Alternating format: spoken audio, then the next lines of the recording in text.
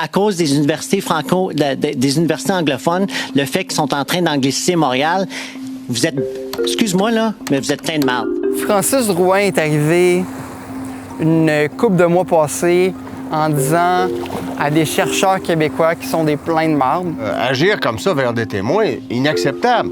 Ce qui est surtout inacceptable aussi, c'est que ce M. Drouin est président de l'Association des parlementaires francophones. J'avoue ce qu'il dit, c'était respectueux, pas pertinent. Je suis encore outrée d'entendre ces propos-là, puis qu'ils sont encore en poste. Ça a été défendu par Justin Trudeau, par Mélanie Joly, par les libéraux. Mais ce qui vient me chercher, puis ce qui m'a fait réfléchir, c'est les commentaires qui traitaient Francis Drouin à être contre les francophones. Si M. Drouin a un intérêt pour la langue française, il est à la fois impoli et incompétent. Mais ce qui est venu me chercher, c'est un des commentaires, c'est Glengarry Prescott Russell jouxte le Québec et à majorité francophone. Pas étonnant que les francophones puissent encore y vivre en français. Faudrait aller voir ce qui se passe ailleurs au Canada. Je me suis posé la question, est-ce que je suis moins franco-ontarien qu'un autre, juste parce que je suis à la frontière du Québec, ou je suis juste un faux Québécois? Et rendu là, est-ce que j'ai même une culture à moi-même? C'est de ça que je veux parler aujourd'hui.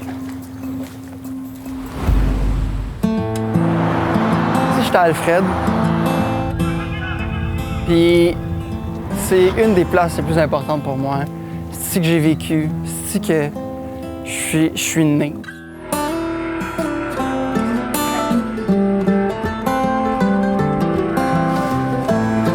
Que j'ai grandi, j'étais à l'école ici. L'air est propre, c'est la capitale de la patate frite. Il y a plus ou moins de patates frites maintenant. C'est très décevant. Mais ce qui vient me chercher, c'est les gens tellement passionnés de la communauté.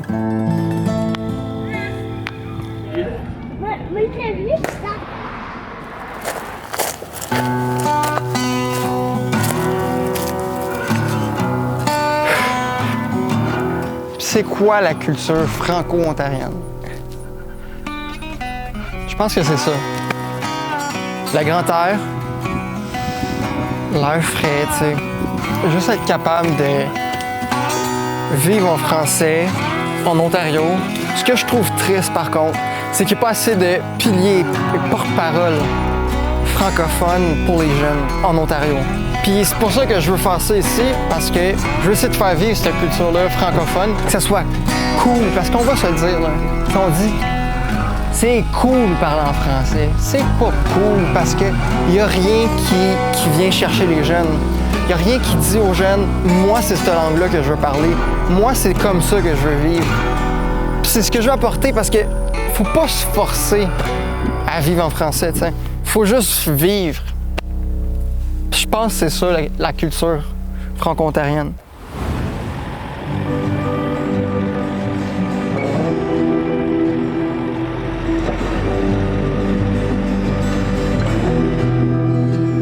Mon nom, c'est Charles Roginster.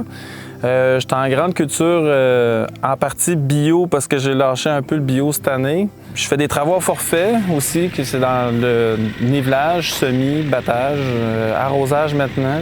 Je fais du criblage de grains aussi, l'épandage de fumier. Fait que à peu près toutes les machines que j'ai, dans le fond, je fais du forfait avec... Je fais même pas d'annonce, c'est juste que c'est du bouche-à-oreille. J'ai du monde aussi qui m'aide aussi à la ferme, là, comme ma femme est là pour les papiers, à mi-temps parce qu'elle travaille aussi à l'extérieur. J'ai Corey qui travaille à temps plein, plus mais mon beau-père, puis j'ai des amis aussi qui viennent m'aider quand j'en ai le besoin ou quand je le demande. De famille, que ce soit du côté de ma mère ou de mon père, on est agriculteurs de longue date, que je pense que on peut retourner dans les années 1600, puis l'arbre généalogique, c'est toujours des agriculteurs. Qu'est-ce qui m'a fait venir en Ontario? Bien ça, il y a eu un conflit. Écoute, c'est sûr, j'étais jeune, fait que quand j'ai travaillé ici dans le coin, je voulais voir que ça avait l'air, puis j'ai eu une opportunité d'acheter une ferme en 2005 à l'âge de 23 ans. Moi, je venais de Saint-Jean-sur-Richelieu. J'ai étudié en agriculture aussi. C'est un petit village au sud de Saint-Jean. Puis quand je suis arrivé ici en Ontario, ben c'était francophone. C'était comme si j'étais pas vraiment en dehors du Québec, parce qu'on pense toujours que le Québec, c'est juste la partie francophone, mais chaque partie de province au Canada, il y a une partie francophone.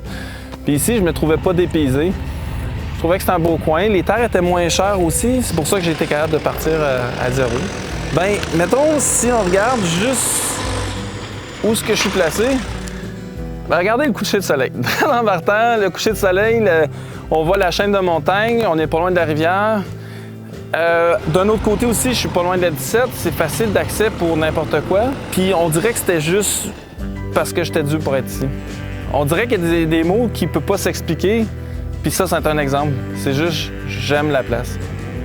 Sinon, à part de ça, non, j'ai pas eu vraiment de gros problèmes sur question de langue. C'est sûr que si on parle de langue courante, mettons, on en va dans la rue, c'est sûr que les premières expressions, j'ai un petit peu de misère des bouts, là. Puis j'ai touté de la horn, ben c'est sûr qu'au début, je riais, là, puis je savais pas qu'est-ce que le monde disait. Mais sinon, à part de ça, écoute, je me suis fait assimiler. J'ai suivi la vague, puis je dirais que c'est le fun. J'ai un de mes oncles, OK? C'est sûr que anciennement, c'était un pro-séparatiste, OK? Puis tout ça, il était plus bleu. Puis quand on se parle au téléphone, il me fait rire parce qu'il dit « Ah, comment ça va au Canada? » Parce qu'il y a le Québec et puis il y a le Canada, le restant du pays. Fait que c'est toujours la petite running gang que je suis déménagé au Canada. Okay. Mais sauf que plus ça va, avec le temps, il dit « Colin, t'es vraiment bien ici. » À cause de la liberté qu'on a plus en Ontario, et par rapport au Québec, c'est là qu'il fait « peut-être le Canada était peut-être un petit peu mieux que le Québec. » C'est plus ce que je pourrais te dire.